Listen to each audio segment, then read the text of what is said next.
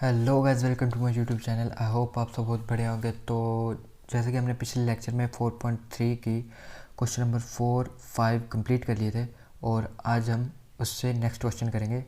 देखते हैं कहाँ तक कवर होते हैं। मैं कोशिश करूँगा कि आपको अच्छे से समझाऊँ। बाकी क्वेश्चन चाहे दो ही हों, लेकिन आपको कॉन्सेप्ट अच्छी तरह से बताना वो ज़्यादा मायने रखता है। तो चलो, क्वेश्चन नंबर 5 तक हो गए थे, तो आज क्वेश्चन नंबर 6 करते हैं। क्वेश्चन नंबर 6, पहले तो क्वेश्चन नंबर 6 पढ़ते हैं, दिए क्या गया है। क्वेश्चन नंबर 6 में बोला गया है the diagonal of a rectangular field is 60 metre more than the shorter side if the longer side is 30 meter more than shorter side, find the sides of the field। अब देखो, पहले इस question का concept समझते हैं, उसके बाद question करेंगे। ठीक है, कोई हमें जल्दबाजी नहीं है, हम पहले कॉन्सेप्ट पढ़ेंगे। ठीक है, पहले कॉन्सेप्ट समझते हैं कि क्वेश्चन में बोल लगेगा। देखो, पहले तो उसने बोला एक रेक्टेंगुलर फील्ड है। रेक्टेंगुलर शेप आप सभी को पता है कि उसमें ये और ये साइड्स इक्वल होती हैं, ये और ये साइड्स इक्वल होती हैं। ये साइड इस साइड कंपैरिजन में बड़ी होती है। ठीक है, सबसे पहले उसने एक तो बोला है कि एक डायगोनल है बीच में। डायगोनल होता है ये, ठीक है, ये आ गया हमारा डायगोनल। ठीक है, उसने बोला कि शॉर्टर साइड। सबसे पहले तो इसमें ढूंढो कि शॉर्टर साइड कौन सी है। क्या ये शॉर्टर साइड है? आप देखने में पता चल तो रहा है, ये छोटी साइड या ये है या फिर ये है। ऑफ कोर्स ये है, देखने में पता चल रहा है। तो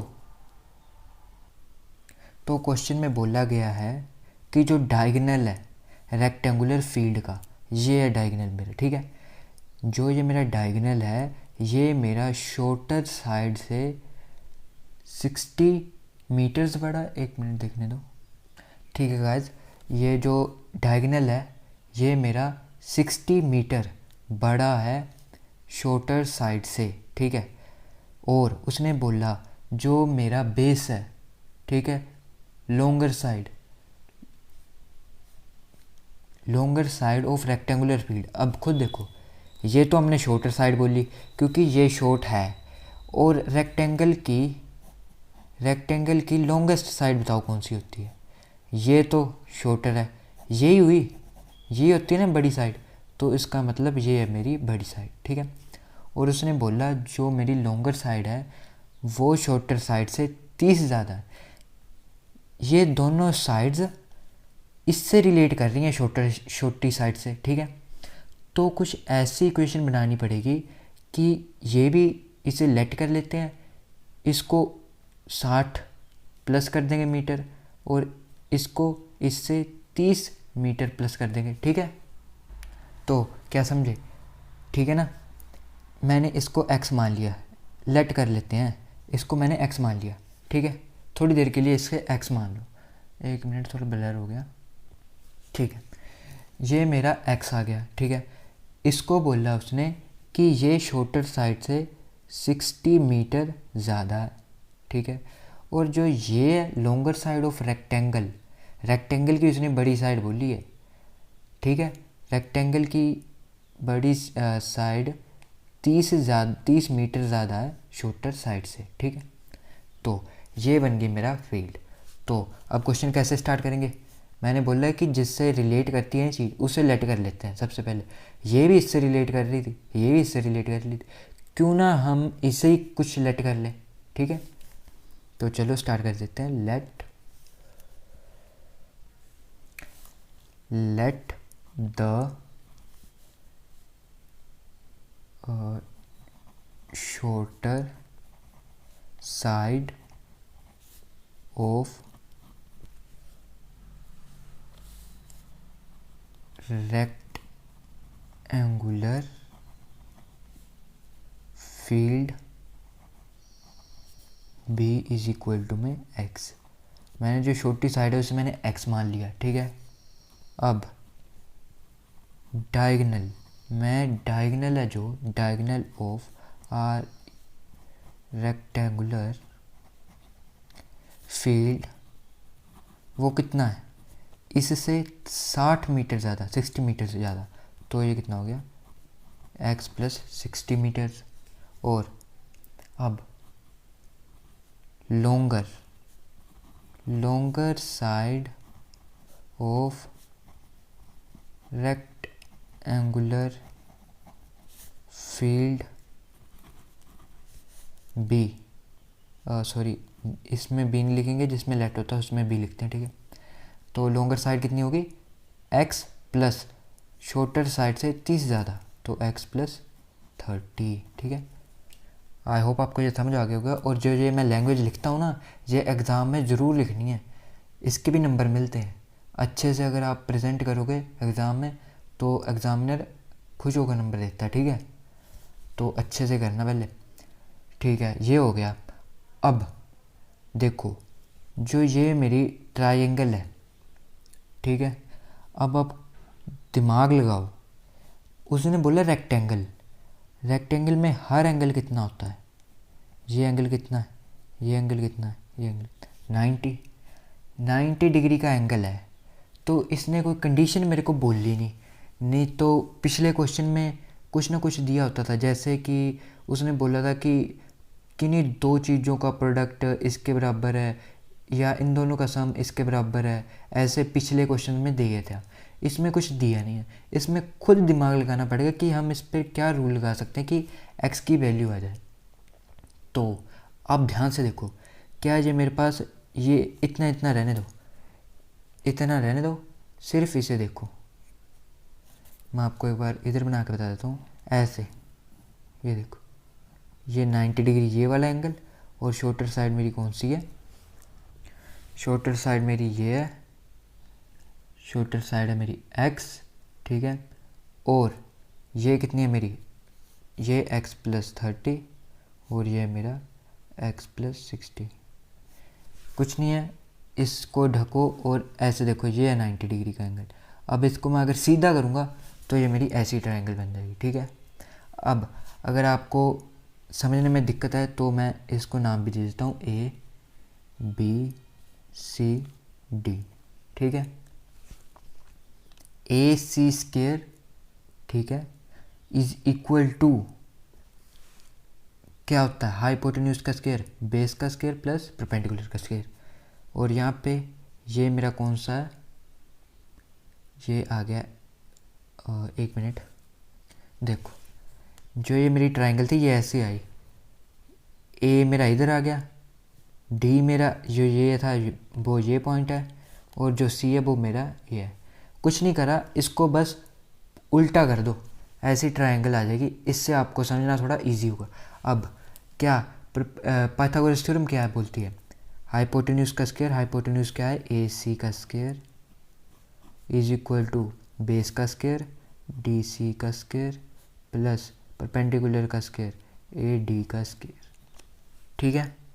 तो हाइपोटेन्यूज कितना है, x प्लस 60 का whole square is equal to D C का होल स्क्वायर x प्लस 30 का होल स्क्वायर प्लस परपेंडिकुलर कितना है x का स्क्वायर। अब इसका होल स्क्वायर खोलना है तो आपको ये फॉर्मूला आता है ना, a प्लस बी का whole square, a square plus b square plus 2ab। ये फॉर्मूला यहाँ भी लगाओ, यहाँ भी लगाओ, ठीक है। तो लगाओ ए स्क्वायर, ए क्या x प्लस बी स्क्वायर 60 का स्क्वायर प्लस 2a कितना है x, b कितना है 60 इज इक्वल टू में इधर भी a कितना है x प्लस b कितना है 30 का होल स्क्वायर प्लस 2a कितना है x, b कितना है 30 plus x square as it is. मैं आपको अब सीधा सॉल्व करके इसकी इक्वेशन बताता हूँ कि क्या आएगी, वो आपने कर लेनी। इसकी इक्वेशन बन गई x square minus 60x minus 2700 is equal to में 0। अब बन गई ना क्वाड्रेटिक इक्वेशन। अब आप कौन सा फार्मूला रखाओगे, क्वाड्रेटिक फार्मूला। क्वाड्रेटिक फार्मूला मैंने क्या बताया था, x is equal to minus b plus minus root of b square minus 4ac over में 2 है। जितनी बार आप ये फार्मूला लिखोगे ना उतना ही आपको याद होगा। ये फार्मूला बहुत इंपॉर्टेंट है, क्वाड्रेटिक फार्मूले से आप रूट्स निकालने के लिए, ठीक है। तो ये फार्मूला याद रखना, इंपॉर्टेंट है ये फार्मूला। तो x बी की वैल्यू पुट करो, बी की value -60 plus minus root of b कितना है -60 का होल स्क्वायर -4a कितना है 1, सी कितना है -2700, ठीक है, ओवर में 2a कितना है 1। अब इसे सोल्व करो और आएगा 60 प्लस माइनस, अब इसको सोल्व करो, इसको प्लस माइनस करके मैं डायरेक्ट लिख रहा हूँ, इसका आएगा 14400, ठीक है। अब इसका स्क्वायर रूट देखो आप क्या होता है इसका स्क्वायर रूट, ठीक है। इसका स्क्वायर रूट फाइंड आउट करना है तो मैंने इधर फाइंड आउट करना स्टार्ट कर दिया। 2 7 14, 2 2 4 0 0, 2 3 6, 2 6 12 0 0, 2 1 2 2 8 16 0 0, 2 9 18 0 0, 2 4 2 5 10 0, 2 2 4, 2 2 4 2 5 10। अब 5 और 7 8 9 3 से चला जाएगा, 3 7 21, 3 5 15, 7 3 10, 10 2 12, 3 से फिर चला जाएगा, 3 2 6, 3 5 15। अब ये 5 से जाएगा, 5 5 5 का 5 1 5।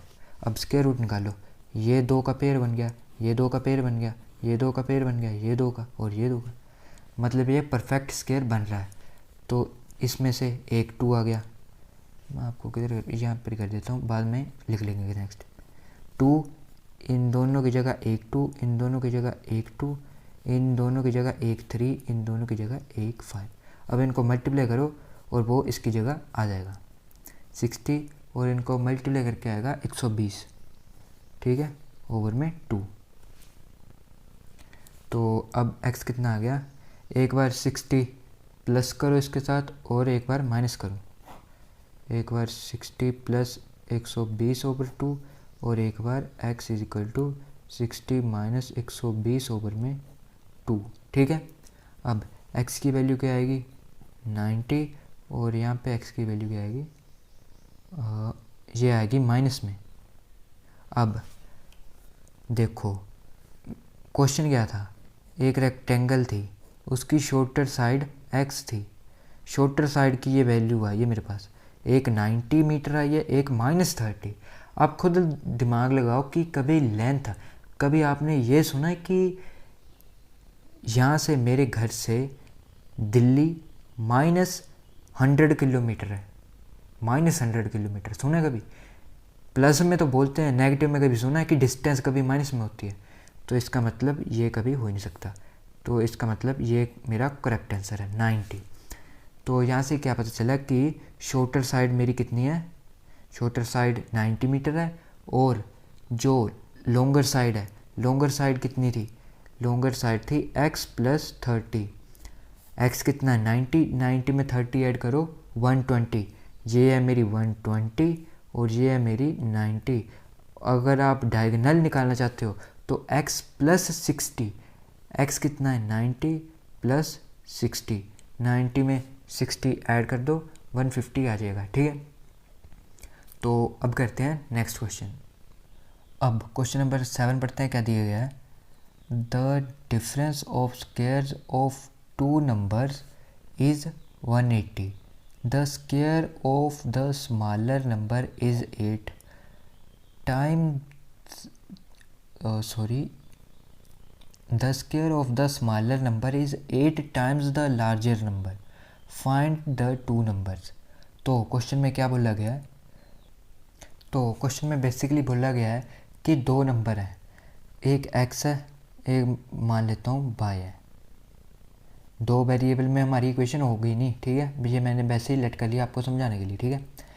एक नंबर x है, एक नंबर y है, उन दोनों का डिफरेंस बोला उसने 180, 180 है ना, हाँ 180 है, 180 उसका डिफरेंस दिया, दोनों का डिफरेंस मीन्स माइनस करके उनको 180 आता है, ठीक है। The square of the smaller number is 8 time the larger number, जो ये मेरा छोटा नंबर है ना, ये x, ठीक है। The square of smaller number, इसका स्क्वायर, ठीक है, 8 टाइम्स है, एक मिनट, इधर लार्जर नंबर, लार्जर नंबर मैंने क्या माना है बाई, ठीक है। अब देखो स्मॉलर नंबर का स्क्वायर बड़े नंबर से 8 गुना है, ये 8 गुना है, ठीक है, ये 8 टाइम्स इससे ज़्यादा है, ये तो आप समझ गए। लेकिन मैंने बीच में क्या लगाया है, इक्वल टू, ठीक है, समझ रहे हो ना। ये इसका स्क्वायर इससे 8 टाइम्स है। अब ये बराबर कब होंगे, जब मैं 8 इधर मल्टीप्लाई करूँगा। अगर मैंने 8 इधर मल्टीप्लाई कर दिया, अगर मैंने 8 इधर मल्टीप्लाई कर दिया तो ये तो पहले ही 8 टाइम्स है, 8 टाइम्स और चला गया है आगे। मैंने इक्वल बनाने के लिए इसकी वजह से जो ये बीच में निशान है इक्वल टू हुआ, इसकी वजह से 8 इधर आया, नहीं तो 8 इधर आना था। इक्वल बनाना चाहता हूँ ना मैं दोनों नंबर्स को, तो 8 इधर की बजाय इधर आएगा, ठीक है। आई होप आपको ये बात समझ आई होगी। तो क्वेश्चन स्टार्ट करते हैं। तो क्वेश्चन स्टार्ट कैसे करेंगे, इसके लिए पहले हम लेट करेंगे कि नंबर, तो लेट करेंगे, let the large number b is equal to में एक्स, ठीक है। जो बड़ा नंबर है उसको मैंने एक्स मान लिया, ठीक है। अब कंडीशंस देखो उसने क्या दी थी, उसने बोला था एक तो ये कंडीशन दी है, उन दोनों का डिफरेंस 180 है, और एक ये दी है कि एक का स्क्वायर दूसरे के बड़े के 8 गुना, 8 में इधर लिख रहा फिर इसलिए, ठीक है। 8 इधर क्यों है वो मैंने आपको बता दिया, ठीक है। तो ये कंडीशन लगाते हैं। पहले क्या बोला गया है, स्मॉलर नंबर का whole square is equal to 8 times है ये किससे, लार्ज नंबर से, ठीक है। तो स्मॉलर नंबर मैंने क्या मानना है, स्मॉलर नंबर अभी मैंने माना नहीं है, ठीक है। स्मॉलर नंबर अगर मैंने बाई मान लिया, मैं आपको बोल रहा था ना कि यहाँ पे मैं 2 वेरिएबल्स में नहीं मान सकता, तो मेरे को स्मॉलर नंबर भी एक्स की फॉर्म में लिखना पड़ेगा। तो मैंने यहाँ पे स्मॉलर नंबर का स्मॉलर नंबर ही रहने दिया, और ये स्क्वायर उधर ले गया, तो लार्ज नंबर एक्स है, तो रूट ऑफ 8x बन गया, ठीक है। आई होप यहाँ तक समझ आ गया होगा। तो अब अकॉर्डिंग टू क्वेश्चन या सेकंड कंडीशन लिख सकते हो। सेकंड कंडीशन क्या बोली थी कि स्मॉलर नंबर का दोनों का स्क्वायर, स्मॉलर नंबर का स्क्वायर और लार्ज नंबर का स्क्वायर, इन दोनों का डिफरेंस कितना दिया है, पहले ये लिखो 180। अब खुद दिमाग लगाओ, बड़े में से छोटा गया या छोटे में से बड़ा जाएगा, पॉजिटिव आ रहा है मेरा आंसर, ऑफ कोर्स बड़े में से छोटा ही जाएगा। अगर छोटे में से बड़ा गया, ऐसा देख लो, मैं आपको एग्जांपल के तौर पे यहाँ पे बताता हूँ। जैसे कि देखो 15 में से 20 गया तो कितना आएगा, -5। अगर 20 में से 15 गया तो कितना आएगा, 5। ये देखो साइन का डिफरेंस है ना। अगर छोटे से बड़ा माइनस करूँ तो माइनस का आएगा, अगर छोटे में से बड़े का माइनस करूँ तो नेगेटिव का, नेगेटिव है नहीं पॉजिटिव आ रहा है, तो इसका मतलब बड़े में से छोटा जाएगा। तो बड़ा क्या था, एक्स का स्क्वायर माइनस रूट 8x का स्क्वायर। ये क्वेश्चन में बोला गया है कि दोनों का स्क्वायर का डिफरेंस 180 है, ठीक है। तो बस यहाँ से फिर से हो जाएगा ऐसे question, 8x is equal to में 180। तो ये बन गई मेरी क्वाड्रेटिक इक्वेशन, 180 को इधर ही ले आओ, तो बन गई मेरी क्वाड्रेटिक इक्वेशन। अब फिर से क्वाड्रेटिक फार्मूला लगाओ, -b plus minus root of b square -4ac over में 2a। अब x इज इक्वल टू में -b कितना, -8 plus minus root of b square, b कितना -8 का स्क्वायर, -4a कितना है 1, और c कितना है -180 ओवर में 2a कितना है 1, तो मैं इसको 2 सीधा लिख देता हूँ। तो plus minus minus plus 8 plus minus, इसको सॉल्व करके मैं डायरेक्ट बता देता हूँ आपको कितना आएगा। इसको सॉल्व करके आएगा हमारा 784 और ओवर में 2। अब इसका स्क्वायर रूट निकालो, जैसे मैंने पिछला निकाल के बताया वैसे इसका निकालो, इसका भी निकलेगा। इसका आएगा, मैंने इसका सॉल्व करके रखा है 28 आएगा इसका। तो x इज इक्वल टू में 8 प्लस माइनस कितना आ गया 28, ठीक है, ओवर में 2। अब फिर से दो, एक बार 8 28 में प्लस करो और एक बार 8/28 में से माइनस करो तो क्या आएगा 26/2। इधर क्या आएगा -20/2। इधर सॉल्व करके आएगा, इधर सॉल्व करेंगे तो मेरा आएगा 18, x इज इक्वल टू आ गया 18, और अगर इधर सॉल्व करेंगे तो मेरा आएगा -10। ठीक है, तो मैंने x किसे माना था, लार्जर नंबर को। ठीक है, अब ध्यान से देखो, लार्जर नंबर बोला था, x को मैंने लार्जर नंबर माना था। क्या वो मेरा 18 होगा या -10 होगा? लार्जर नंबर तो नेगेटिव में आ रहा है तो मैं इसे निगलेक्ट कर दूंगा। ठीक है, माइनस को, ठीक है, माइनस वाली टर्म को निगलेक्ट कर रहा हूँ। तो यहाँ पे मेरा आंसर क्या लिखूँगा कि लार्जर नंबर मेरा कौन सा है, 18 है। -10 थोड़ी लार्जर नंबर, ये आपको पता ना, जब हम नेगेटिव की तरफ जाते हैं, जैसे कि एग्जांपल के लिए -2 और -1, इन दोनों में से बताओ बड़ा कौन है? बड़ा इसमें -1 है। कैसे?